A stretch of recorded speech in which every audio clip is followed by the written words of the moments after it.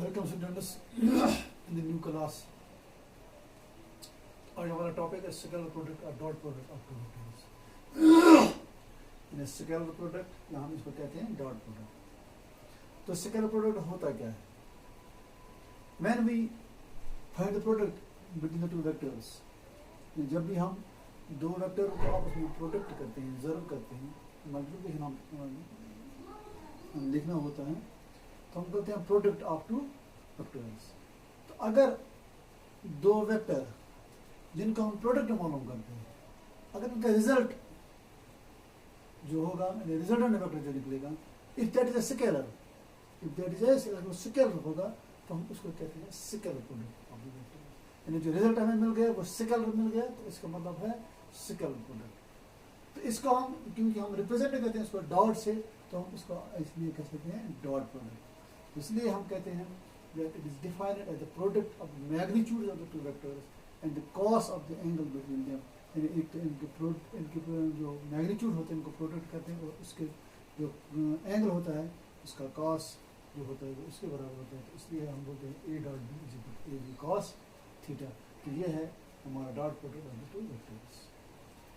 तो अब हम लिखेंगे जो यूनिट वेक्टर, अगर हम उनका डॉट प्रोडक्ट मालूम करते हैं तो क्या होगा. देखिए डॉट यूनिट वेक्टर हमें तीन है, आई जे और K. I is along X axis, J is along Y axis, K is along Z axis. अब अगर आई और आई का डॉट प्रोडक्ट निकालते तो क्या होगा, it is equal to I into I, magnitude of I into magnitude of I.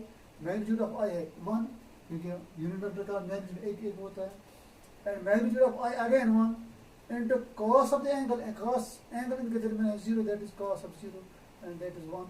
So i dot i equal to 1. इसी तरीके से जे डॉट जे भी 1 के होगा बराबर, और के डॉट के भी 1 के बराबर होगा. इसी तरीके से अगर आई डॉट जे हम ले लेंगे तो आई और जे जो है, I is along X axis, J is along Y axis, इनके दरमियान जो एंगल है दैट इज 90 डिग्रीज. तो यह आएगा I magnitude of I 1, magnitude of J 1 into cos of the angle between them, क्योंकि इनके दरमियान एंगल 90 डिग्री होता है. तो इसलिए आएगा I into I cos of 90. Cos of 90 किसके बराबर होता है, cos of 90 is equal to that is equal to 0. So इसका प्रोडक्ट 0 के बराबर रहेगा. Same is the case with I J dot K and K dot I and it is equal to 0.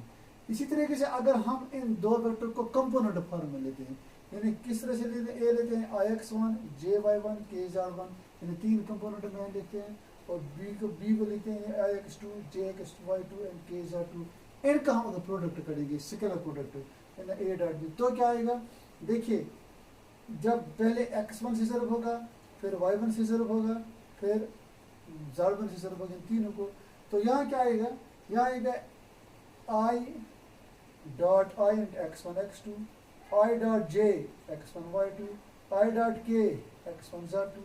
अब देखिए तो i1 i होगा, that is equal to i dot i1 के बराबर इंटू x1 x2, यही रहेगा.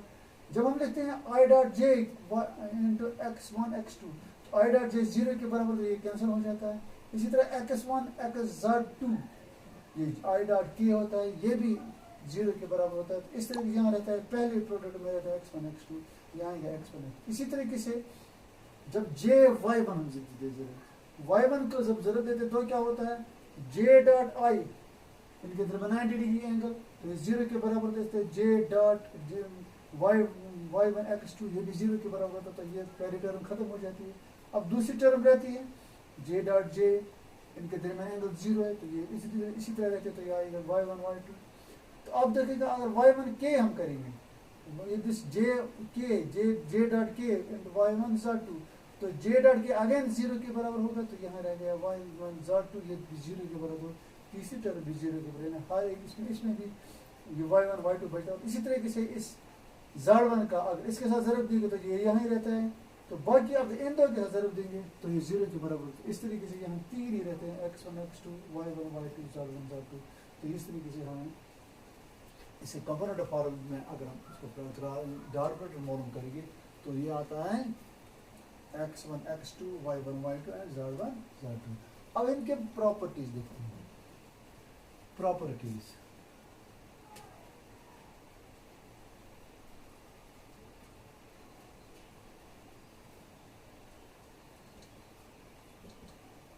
नंबर 1, डॉट प्रोडक्ट है ये कम्यूटेटिव होता है.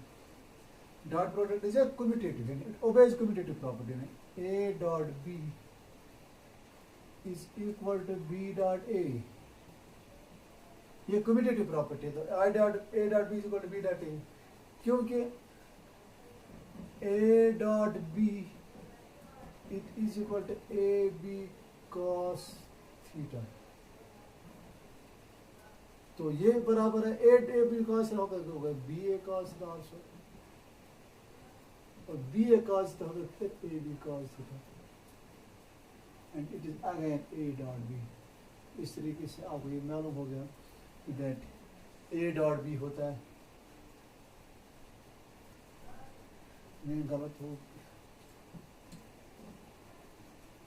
It is A dot B, A B cos and B, ये हो गया बी डॉट ए कॉस। इसकी तरफ इस तरीके से ये ए डॉट बी आ गया बी डॉट ए के बराबर। सेकंड प्रॉपर्टी, ये सेकंड प्रॉपर्टी है, बोलते हैं अगर हम वेक्टर को अपने से ज़रूर दे दें, अगर एक वेक्टर उसी वेक्टर की ज़रूरत दे देते तो हमें क्या मिलता है, स्क्वायर ऑफ द मैग्नीट्यूड। अगर हम ए वेक्टर को ए के साथ ज़रूर दे दें तो क्या मिलता है, इसके मैग्नीट्यूड का स्क्वायर मिलता है। A dot A is equal to A magnitude of A into magnitude of A into cos of theta. Cos of, चूंकि इन दो के दरमियान, क्योंकि एक ही वेक्टर है, इनके दरमियान एंगल है 0, so that is equal to A into A by A का स्क्वायर, कॉस 0 हो गया 1, दैट इज ए स्क्वायर। यानी सेकंड प्रॉपर्टी है, if we find the product of A vector with scalar product, if we find the scalar product of a vector with itself, it gives the square of the magnitude। तो ये दूसरी property है। अब तीसरी property है, अगर दो जो वेक्टर हैं, if they are parallel और एंटी पैरेलल, और तो क्या होता है, तब उनका जो डॉट प्रोडक्ट होता है, that is equal to the product of the two vectors, see the product of the magnitude of the vectors without any cos। that means if A dot B, हम ऐसे लिखेंगे, that means if A and B vector are parallel or anti-parallel,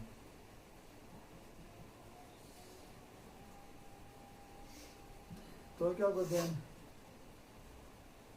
theta either equal to 0 or 180 degrees। इस तरीके से therefore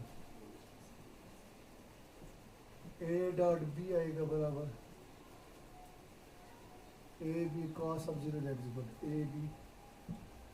इसी तरीके से ए dot B, अगर ये होगा 180 डिग्री, तो आ जाएगा A B cos of 180 degree, that आएगा A B into -1, that is minus A.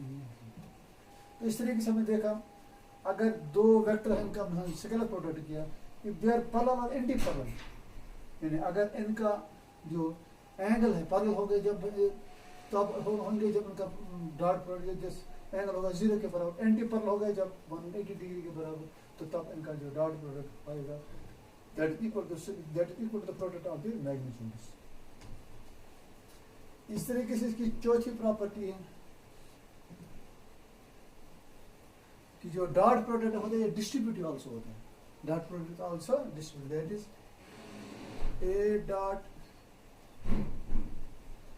A dot B plus C, it is equal to A dot B plus A dot C। So this is the distributive property। यानी A dot B होता है A dot B plus C, ये होता है बराबर A dot B plus A dot C। इसी तरीके से की चौथी property, fifth property, the dot product of two vectors or the perpendicular vectors is equal to 0। यानी दो परपेंडिकुलर वेक्टर जो है, इनका डॉट प्रोडक्ट 0 के बराबर होता है। That means if theta is equal to 90 degree, तो क्या होगा, A dot B वो आएगा A B cos of 90 degrees, that is A B into cos of 90 degrees 0, that is equal to 0. Then the dot product up to perpendicular vertices are equal to 0. This is whole of this scalar product.